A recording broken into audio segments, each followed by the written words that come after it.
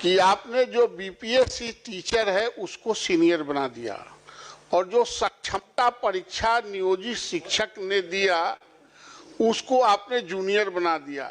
तो जो सक्षमता परीक्षा दिया है वो 15 साल, 10 साल, 17 साल, 18 साल तक लगातार वो कार्य करता रहा शिक्षण संस्थानों में, और उसके 15 साल 18 साल के निरंतरता आप नहीं जोड़ेंगे तो वह डिमोरलाइज फील करते हैं। और दुनिया में कहीं ऐसा नहीं है कि एक ही काम में हम लगे रहे हों और हमको वो वरीयता का लाभ नहीं मिले।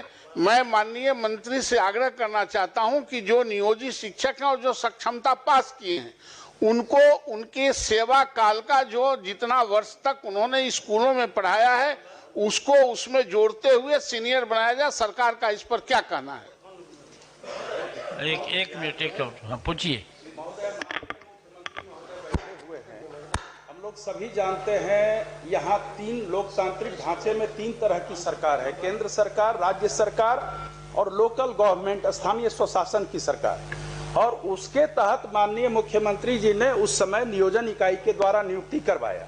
जो माननीय सदस्य का सवाल है वह इसलिए भी अनिवार्य है और अपरिहार्य है कि उन्हीं शिक्षकों के अनुभव के आधार पर सरकारी विद्यालयों में प्रधानाध्यापक के रूप में नियुक्ति की गई, प्रधान अध्यापक के रूप में नियुक्ति की गई, शिक्षण प्रशिक्षण महाविद्यालय में व्याख्याता के रूप में नियुक्ति की गई।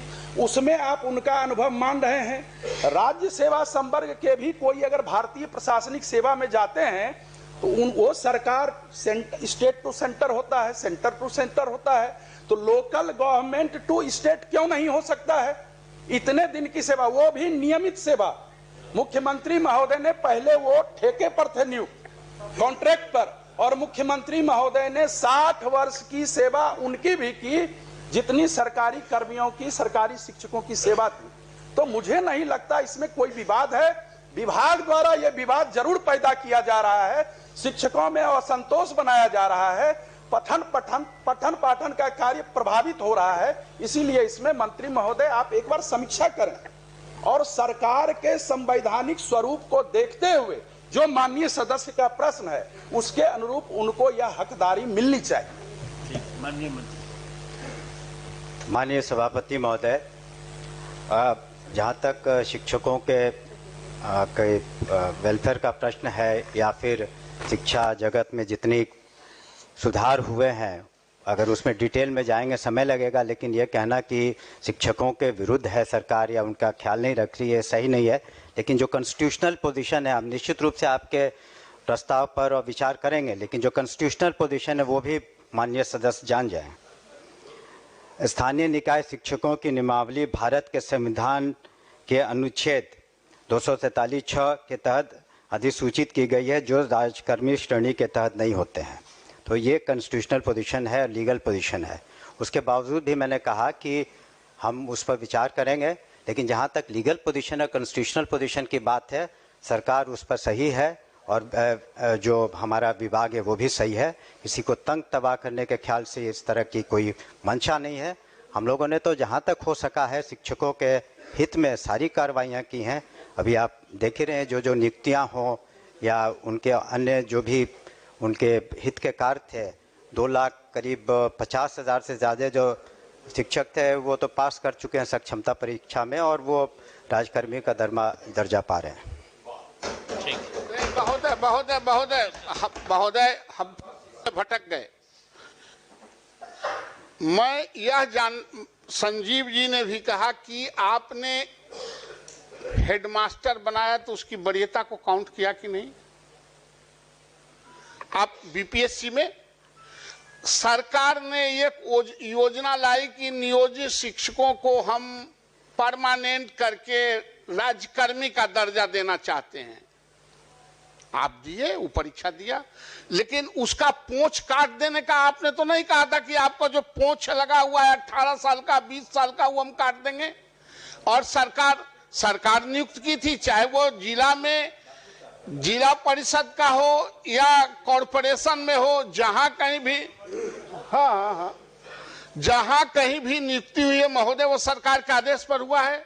60 साल तक आपने उसको रखने का वादा किया इसी सदन में। हम सिर्फ यह चाहते हैं कि जो 18 साल 20 साल से काम कर रहे हैं उनकी सेवा निरंतरता उसमें जुटनी चाहिए। ये यूनिवर्सिटी एक्ट में भी है, दुनिया में ऐसा नहीं होता है कि एक ही काम कर रहे हैं, हम प्रमोशन के लिए छलांग करने जा रहे हैं बीपीएससी में देकर टेस्ट कराने, तो हमारा पोंछिए काट दीजिए। इसलिए महोदय मैं पुनः यह कहता हूं कि उनकी जो सेवा निरंतरता है उसमें जोड़ी जाए।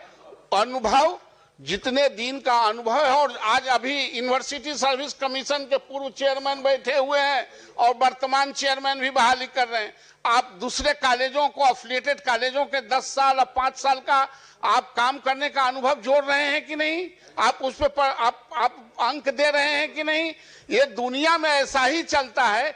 एक अलग रूप से इसको प्रताड़ित करने के दृष्टिकोण से जो जूनियर आज बहाली हुआ है उसके कलेजा पर आप सीनियर के कलेजा पर बैठा देंगे तो शिक्षण संस्थानों में इसका असर पड़ता है।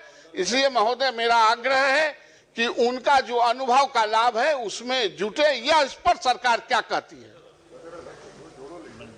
सभापति महोदय, प्रताड़ना की तो बात मेरे समझ के परे है और शायद इस सदन के समझ के भी परे है। शिक्षकों को जहाँ तक सुविधा दी जा रही है, एक चीज़ माननीय सदस्य भी बताना चाहेंगे, चूँकि उन्होंने लीगल प्रोविज़न की बात की और हमने भी किया, तो क्या जो सक्षमता पास करने के पहले जब वो जो शिक्षक थे जिसे नगर निकायों ने या पंचायती राज व्यवस्था के अधीन उन्हें नियुक्ति दी गई, उन्हें टेम्परेरी स्तर पर या कॉन्ट्रैक्चुअल पर, तो वो हकदार नहीं थे न्यू पेंशन पॉलिसी के उस वक्त जब आप वहाँ पर जब आपकी नियुक्ति थी या आपको जब पंचायती राज व्यवस्था के तहत आपको शिक्षक के रूप में रखा गया, तो उस वक्त आप तो न्यू पॉलिसी स्कीम के एनपीएस के तहत पेंशन स्कीम के हकदार नहीं थे। हकदार अब आप हुए हैं अब से, जबकि आप राज्यकर्मी का दर्जा पा लिए हैं तब। तो इसलिए प्रताड़ना की कहाँ से बात हो रही है? वो तो उनके सुविधा के लिए हम लोग ने सक्षमता परीक्षा की और उसको हम लोगों ने राजकर्मी का दर्जा दिया। माननीय मुख्यमंत्री जी ने बिल्कुल उनके तरफ संवेदनशील रुख अपनाया है। जहाँ तक ये प्रश्न है, उन्होंने कहा कि सेवा जो उन्होंने दी है राज्य को और अपने अपने संस्थाओं में, उस पर हम विचार ज़रूर कर लेंगे, लेकिन कानूनन रूप से इसकी बाध्यता नहीं है, लेकिन फिर भी हम संवेदनशील होकर उस पर पुनः विचार करेंगे। धन्यवाद। ठीक।